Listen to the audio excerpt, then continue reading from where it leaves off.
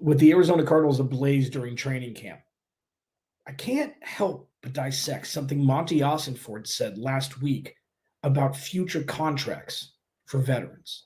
Let's discuss.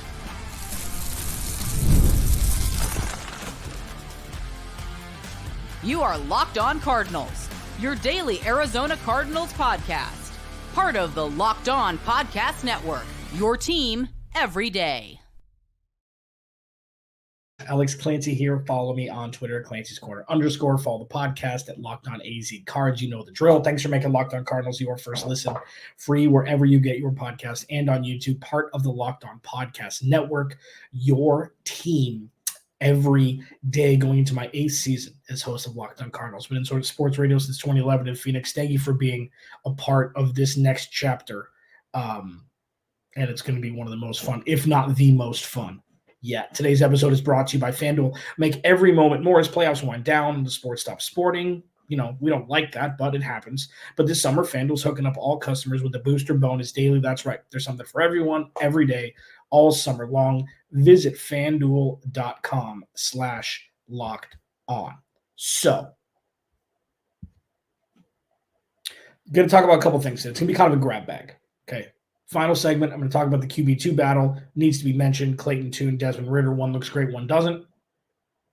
It's worth 5 or 7 minutes. The second segment, could this be the best wide receiver group the Arizona Cardinals have had in 20 years? And I'll explain. Okay? I'll explain. This is not for clickbait. This is for discussion. Okay? Calm. Woosah. It'll be fine. It's worth the discussion. But first, Monti Ossenfort said something, and this was tweeted out by our friend Tyler Drake over at Arizona Sports. The tweet says, Monti Ossenfort gives his thoughts on potential contract extensions within the locker room. Quote, I think those are case by case. Different players fall under different categories. I think really it's a case-by-case basis, and we'll deal with those as they come up.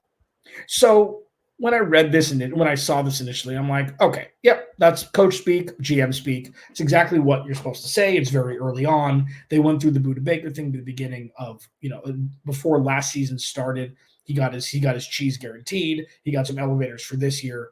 And James Conner's the other one where, he's on the last year of his deal, both Baker and him. I've been speaking about all offseason how they should both get extensions. They're both important to this team. The Cardinals are going to have a lot of money to spend, a lot of wiggle room. It's not going to be tight. Put it this way. Budda Baker and James Conner have a $27 million cap hit combined this year. Doesn't matter. They got $20+ million to spend still. This is the beauty of having a bunch of young players on the roster. So the question for me, and this segment is not going to be about re-signing Budda Baker and James Conner, because every day, as you know, that they both need to be Arizona Cardinals for the next couple seasons at least. I think it's a no-brainer. Did Monti Ossenfort kind of show his hand a little bit? And I may be reaching. I don't think I am, though, because trust me, I do, as I do it now. Yeah, I thought long and hard about this. I use props sometimes. Who cares? I do this show every day. You got to use props sometimes. I thought about it. It's like, is he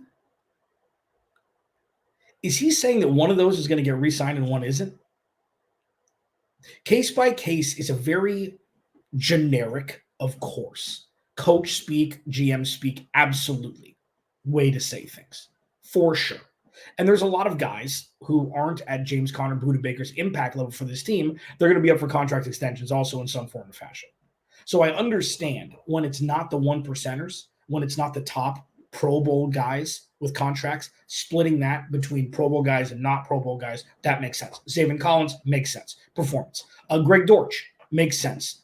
We'll see what happens with both of those guys. Greg Dortch is trending upward, and Zaven Collins isn't trending at all. I don't even hear his name anymore.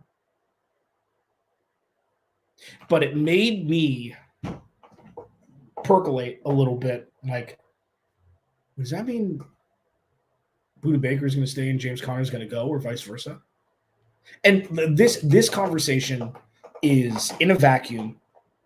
It's predicated upon a couple things. One, that neither of the guys are going to want RB1 or safety one money. I think those years are long gone. Okay? Which would benefit the Cardinals because they're both high impact guys. They both don't need to be superheroes in their respective positions like they once did. And the Cardinals are going to have the cap space to do it because they got a bunch of rookies and second-year players. But the case-by-case, while generic,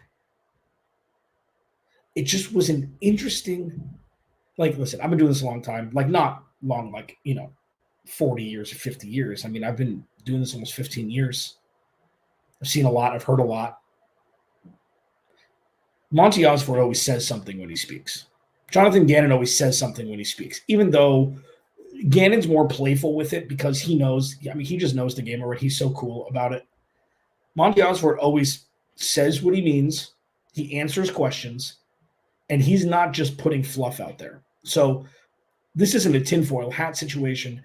It's just when I heard that it goes a case-by-case basis and we'll take it as such, it's like, it's not case-by-case with Budda Baker and James Conner. They're the equals to each other on opposite sides of the field. Same exact situation. Both have nagging injuries over the last couple of years. James Conner obviously has missed more time in his career than Budda Baker. Budda Baker was an absolute missile for the first handful of years before getting injured. But maybe I'm too close to it in the sense that I think that it's a no-brainer that they should both be back. Maybe that's what I've been struggling with, because I was going to do a segment on this. I was going to do a tweet about it, and just throw it out there and just have a conversation. But I think bringing it to you and leave it in the comments, and please do not make this a conversation about not when I say argument, please don't make this like a debate on whether they should bring those two guys back or not. It's more of, do you think that Monti Ossenfort was saying anything without saying something? It just struck this one. Well, what does he mean? And again, it could be nothing. And this isn't the offseason where I'm like, scrounging for anything to have a conversation about. I don't do that on this show. I got plenty of stuff. But the way he said it and the players who are up for those contract extensions and the impact that those two specifically in Budda Baker and Jalen Thompson have on this organization that have lingering effects. And their absence would be felt massively. When he said case by case, it was just an interesting thing. And again, if he just meant, you can't compare Zaven Collins to Budda Baker or James Conner, and Greg Dortch really has to prove himself before you can compare him to Budda Baker or James Conner, I get it. That makes sense. If it's face value, absolutely. It just kind of, just kind of needled me a little bit. And I legitimately thought about it. I watched the clip back a few times, and I'm like, what are we doing here? And then it begs the question, why not extend him right away? I would extend him before season starts. But that's a whole other conversation. Please, let's not make this conversation about that. It's just an interesting thing, an interesting verbiage and tone that he took when discussing veteran contract extensions for players who are already Arizona Cardinals. It fascinated me. And I'm curious to see how it plays out. Alex Clancy, Locked On Cardinals, your team every day. Could this be the best wide receiver group that we've seen in 20 years? Chill. I'll explain. It'll be fine. This is a safe space. Next, Locked On Cardinals, your team, yours every day. This episode of Locked On Cardinals is brought to you by our friends at FanDuel. I love sports. I love them so much. I never want them to stop. But as the playoffs wind down, we get fewer games. And the sports aren't sportsing like I want them to. But FanDuel lets me keep the sports going whenever I want. And all I have to do is open the app and dream up bets anytime I'm in the mood. And this summer, FanDuel's hooking up all customers with a boost or a bonus daily. That's right. There's something for everyone every day, all summer long. Listen, if you're a baseball fan, they've got you covered all summer, baby. I tell people, I wish, as an exercise, I wish that baseball was my favorite sport because it'd be like March Madness for 6 months. All day, every day baseball. You get to watch your favorite team play 162 damn times, plus playoffs. FanDuel's got you covered for all of it. Head over to FanDuel.com and start making the most out of your summer. FanDuel, official sports betting partner of Major League Baseball. And listen, it could be nothing, and it probably is. But if there's a 20% chance that there's something more into that sentence and maybe he told on himself a little bit, it's worth 8 minutes. I'll tell you that much.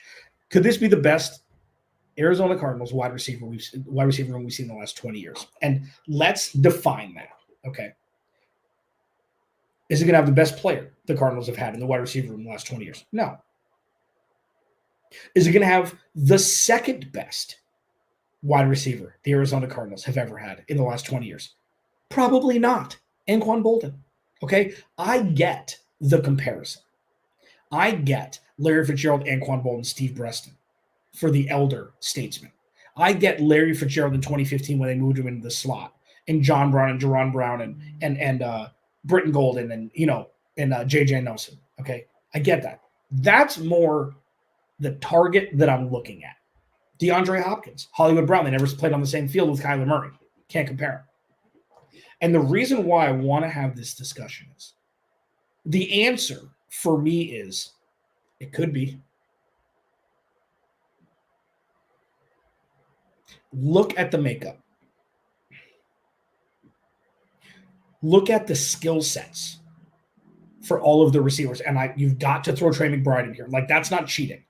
I could have said best pass catching group, but it's the best wide receiver group. Trey McBride's a damn wide receiver lines up as a tight end, especially this year. He's going to be way more of a Jimmy Graham than he's ever been because they've got Tip Raymond. They've got a much better offensive line where they're not going to have to use Trey McBride as a blocker as much. So he's going to be able to frolic in the wilderness. He's going to be able to frolic down the field and run more routes. They could be. They're not yet. Anquan Boldin, Larry Fitzgerald, one of the best 1-2 punches we've ever seen in the history of football. Okay? But top heavy.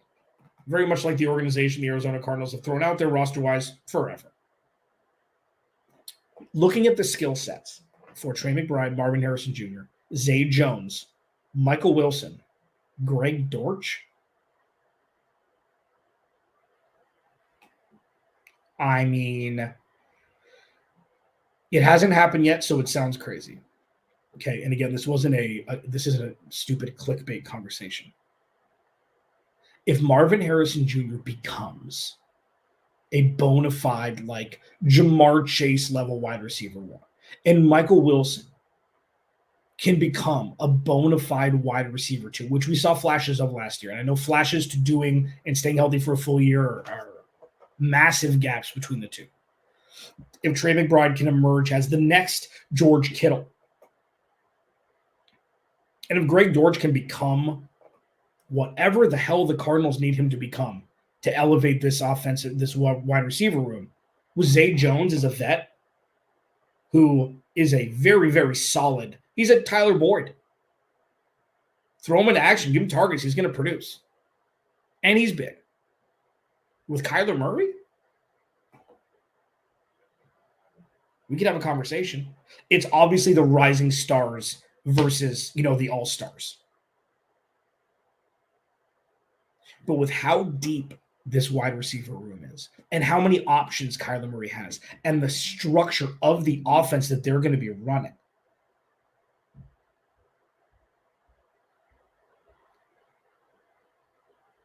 while not this year, okay, I get it.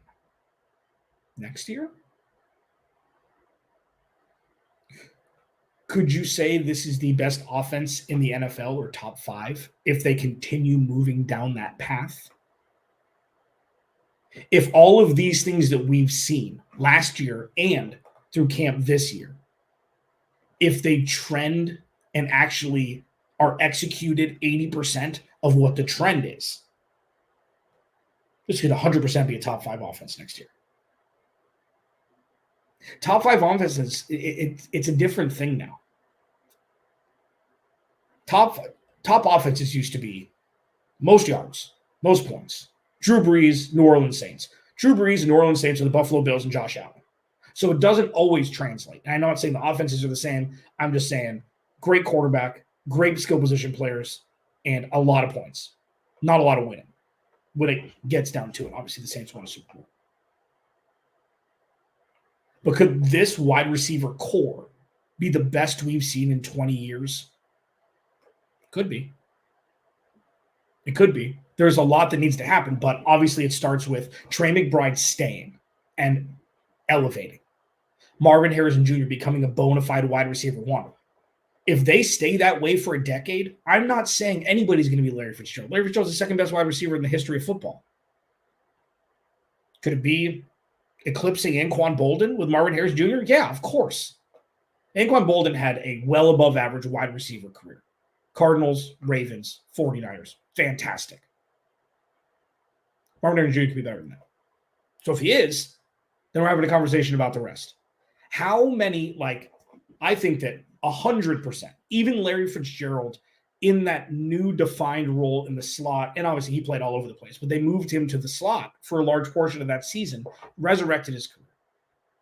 And then you do, J.J. Nelson, John Brown. It's like, okay, this wide receiver group from top to bottom can easily, is not, paying respect to a team that made an NFC championship game and had one of the more potent offenses the Cardinals organization has ever seen. They could very well move past that wide receiver group. And what's the next best one? When Anquan Boldin and Larry Fitzgerald were here, that's the only one, and that's 20 years.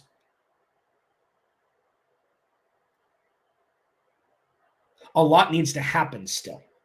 And the Cardinals have the skill position players in the wide receiver room with the skill sets that they have specifically to be the mold or stencil for a wide receiver room plus Trey McBride to be the best wide receiver group that the Cardinals have seen in the last 20 years.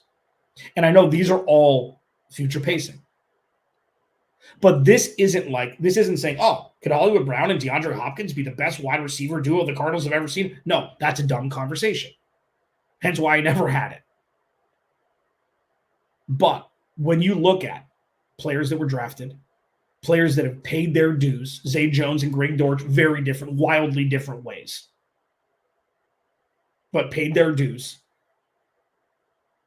Trey McBride, who in his third year is going to be a top 5 tight end, barring any injury. He's going to be a top 5 tight end, in my opinion. Is Kyler Murray?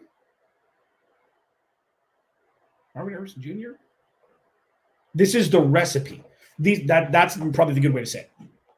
This is the recipe, the ingredients that a wide receiver group needs to have regarding their skill set, size, different talent levels regarding, skill set, to take a massive step forward, passing the 2015 wide receiver group, and then looking at Anquan Boldin, Steve Bresson, and Larry Fitzgerald right in the face like, you're next. Is it going to happen? Who knows? Would be pretty cool if it does. You bet your keister. Locked on Cardinals, your team every day. Clayton Tune looks good. Desmond Ridder doesn't. Yikes. Does it matter? We'll discuss it next. This episode of Locked on Cardinals is brought to you by the Game Time app. I love the Game Time app. First of all, they're an authorized ticket marketplace in Major League Baseball. It makes getting tickets easier and faster than ever. Okay, tickets go down as the game gets closer. First pitch, 40 minutes away. Oh, look at the tickets. Oh, first pitch, 20 minutes away. Oh, look, the tickets went down. They've got killer last-minute deals, all-in prices, view from your seat. Dude, if you haven't sat in left field or right field and you want to potentially catch a home run, you're like, yeah, but it's far away. I wonder what it looks like. Click on the row, click on the section, and it'll show you the vantage point before you buy the tickets. It's a no-brainer. If you want to go to concerts, I'm going to Green Day in the middle of September at Chase Field. I've never been to a concert at a baseball stadium, so I needed to look and see what my vantage point was. Game Time did it for me. Take the guesswork out of buying tickets with Game Time. Download the Game Time app, create an account, use code LOCKEDONNFL for $20 off your first purchase. Terms apply. Again, create an account, redeem code LOCKEDON NFL for $20 off. Download Game Time today. Last minute tickets, lowest price. Guaranteed.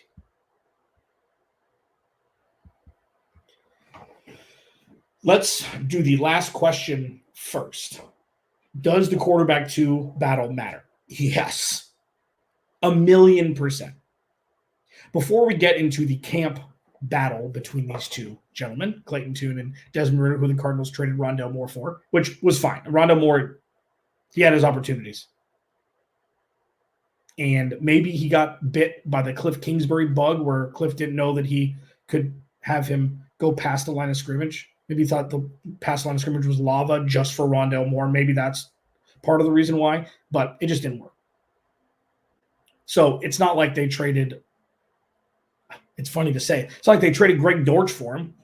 I think Greg Dortch would have been much more of a loss than Rondale Moore. So they traded for him. Desmond Ridder doesn't look good.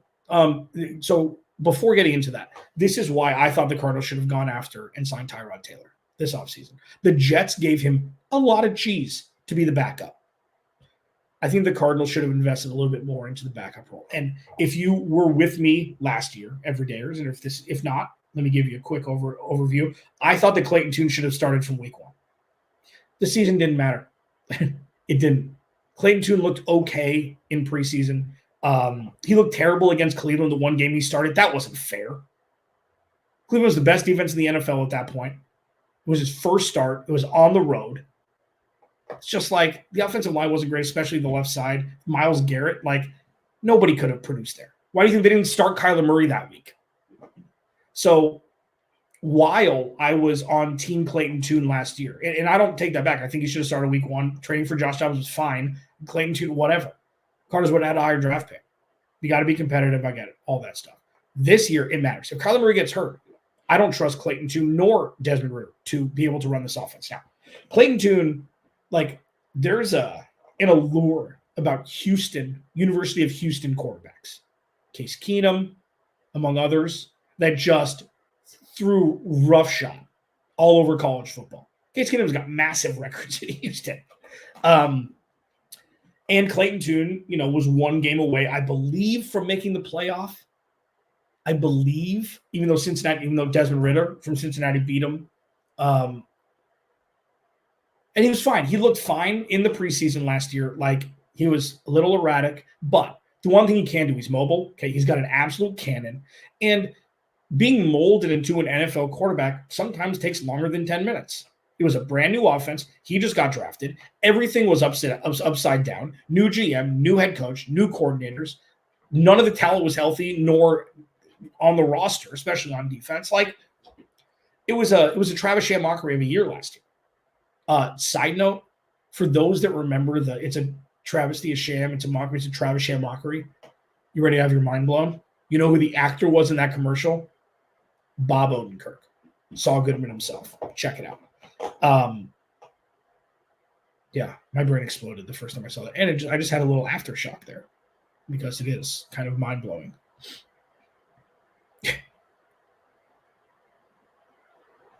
At this point, it's like, well, this is what they're going to ride with. Like, you're not bringing a backup quarterback this late into camp. But, like, the one thing that's different about if Kyler Murray were to get injured, you never wish that upon anybody, obviously.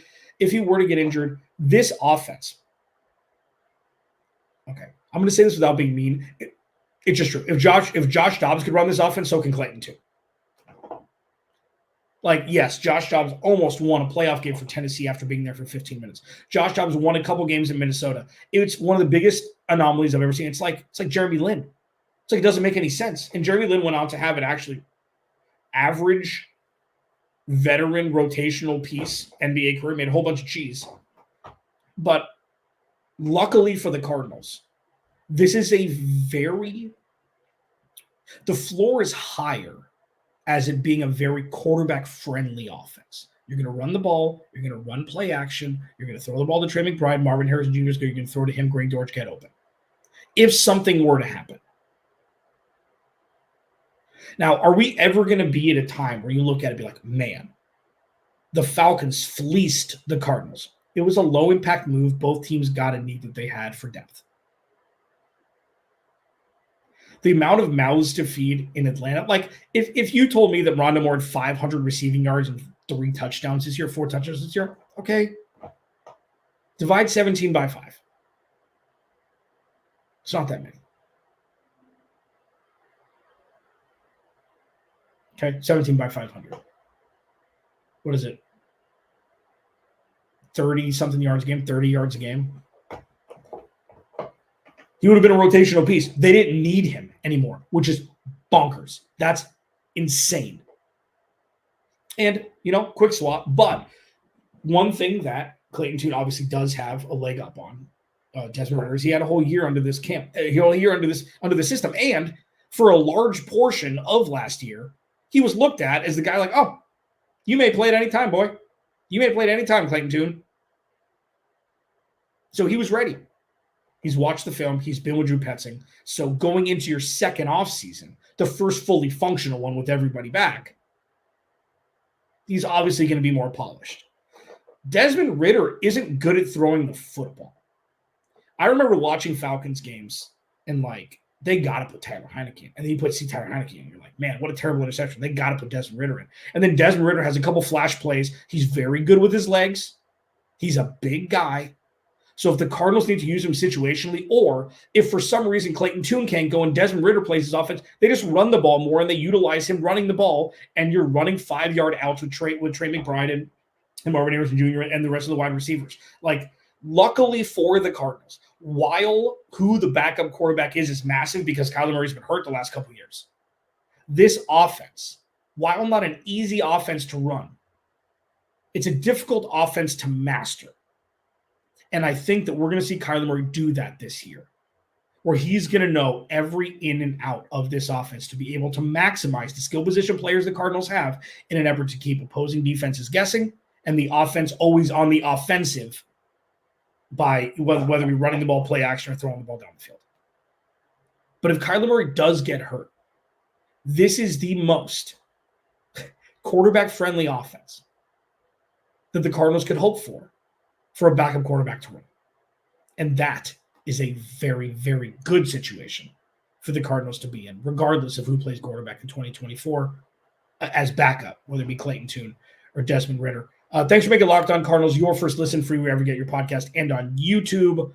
For your second listen, enjoy the Locked On NFL Scouting Podcast. The draft dudes Joe Marino and Kyle Krabs take you inside the front office, making you a smarter NFL fan every day. Stay up to date on training camp and positional battles as the season draws near. Locked On NFL Scouting is available on YouTube or wherever you get your podcasts, part of the Locked On Podcast Network, your team every day. Alex Clancy, Locked On Cardinals. Remember, say it with me now. Without you, there is no me. I'll talk to you tomorrow.